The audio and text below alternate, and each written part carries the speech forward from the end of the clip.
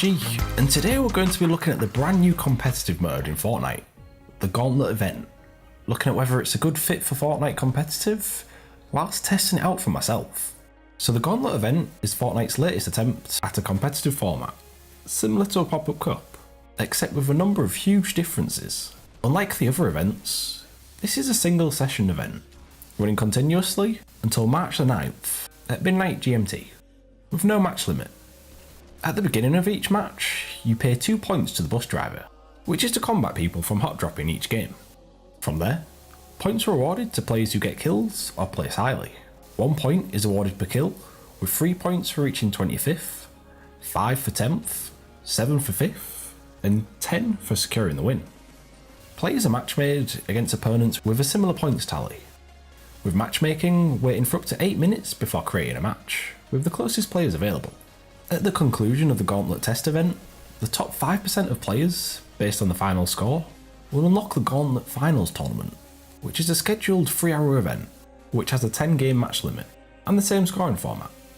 This event is available in both solos and duos. However, you have your own personal duo score, meaning you can mix and match who you play with throughout the event. So if you've watched many of my videos before, you'll have probably guessed that I'll be a fan of this event. I mean, it's open 24 hours, which means you aren't forced to play during a set window, which I love, as it allows for so much more flexibility. Also, with it running continuously, your points total doesn't reset, meaning a night's grind doesn't feel like it was totally wasted by the next day. I particularly love the points to kill format, as it truly rewards and incentivizes getting kills, and stops the frustration that would come with getting 2 or 4 kills in the previous format. This time, the points you receive truly reflects your performance in that game.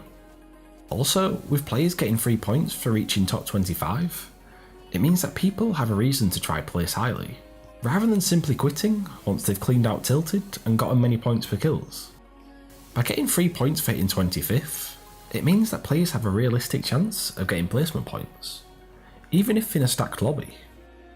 Previously, only rewarding players who reached top 10 was too little an incentive to go for placement, as that would be a difficult feat in some lobbies, and time consuming, which would cause people to only go for quick kills. However, with this format, it means that people have a reason to go for the win. This was a strategy that I used when playing with my friend, as we decided to go for late game, ensuring we got those easy placement points, and then any points we got for kills were a bonus, and we were reasonably successful using this method. We made sure we landed on the edge of the map at remote locations, meaning we could loot up, harvest, and try to make it to endgame. Therefore, I really do believe that this format benefits all playstyles. I'd be interested to see how this format would work in proper tournaments. Would it be a good combat to the 50-player endgame that we usually get? I doubt it would remove it completely, as naturally players will play a lot more cautiously with big money on the line, but I would be fascinated to see how it would fare regardless. It's certainly helpful in this tournament though, as it ensures endgames perform much better, which especially helps console players who otherwise would be running at sub 20 FPS, which is unplayable. A lot of people out there like the thought of playing 50-man moving circles, but the reality is that for console players, who make up the vast majority of players, it would be a complete disaster, as playing with under 30 FPS isn't fun at all, and completely uncompetitive, especially if you're playing against PC players who are at over 100 FPS. I really like the sense of progression you get when playing events like this, as you gradually feel the skill level of your opponents rising, which makes every point you get feel so much more satisfying. I don't think I've ever been excited about coming 4th with 2 kills since my very first game, so this was a welcome change for me, especially considering I mainly play pubs. Whilst I have been a big fan of the Gauntlet event, the overall reaction to it has been somewhat mixed, especially from pro players. For everyone that loved it, there was another who hated it. Take a look online and you'll see exactly what I mean. For example, High Distortion said, "Gauntlet is the best thing Fortnite has added in a long time. A ton of fun." And Liquid Vivid said, "This Gauntlet tournament looks so nice. Huge scoring system change for the better. Excited." But then you've got 100 Thieves Kenneth who said, "Bruh, this Gauntlet event is just who plays more." Then there's Ghost Bizzle who said, "Gauntlet probably the worst pop-up settings yet, and it's 3 days long. Awesome." In fact, he chose to not play the event at all, as he would rather play creative instead, and Bizzle is one of the very best players in the world. So does that make his opinion the most important? No, but it's certainly worth considering. I think the format has gotten a lot of people playing it, more so than the other tournaments. There are a lot of casuals playing it, and understandably, this means that the standard isn't going to be the highest at all times, but I don't think that makes it a less successful event. Expecting any sort of rank system to run like official tournaments with money on the line isn't realistic, but for some fun action at a more competitive level than pubs, I think this event has been a success so far.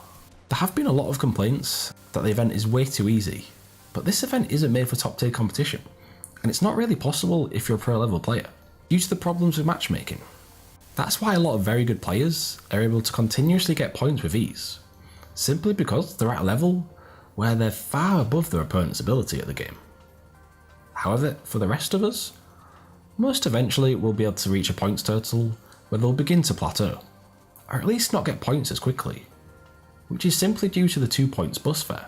It wasn't realistic to expect this mode to be good practice for pro tournaments, due to the unlimited matches and lack of incentive for players to try the hardest. In all likelihood, custom matches are the only thing that will really help pros. There's been a lot of criticism from players saying that this event only rewards players with lots of free time to play.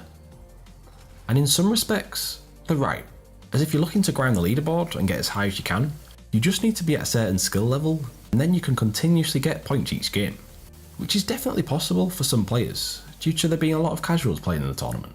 Therefore, those at the top of the leaderboards aren't necessarily the best players in the world. However, I don't think this is a big issue at all, as this is merely the qualifying period of the event. All players have to do is come top 5% to qualify for the next stage, which is all that is important. And that's honestly pretty easy if you're a decent player. I've barely played it, and I'm still around the top 5%, so it really doesn't matter too much that some people can sit at home all day sweating out the event, as the next stage is the one that matters, which has a 10 game match limit, and rightly so. Overall, I've had a great time during this event, and I know a lot of my friends have as well. But remember, it's a test event, so there will be tracking feedback before implementing elements of it again. If you like it like I do, then tell Fortnite, tag them on Twitter, post on Reddit, do whatever you want. But on the other side, if you don't like it, still, let them know. This is what test events are all about. This could be just like the edit change they made previously, which they reverted shortly after. So make sure you let Epic know exactly what you think. So, what do you think of the Gauntlet event? How many points did you get? Let me know in the comments down below. As always, thank you for watching, and if you enjoyed the video, leave a like and subscribe for more. And I'll see you next time for another video. Goodbye.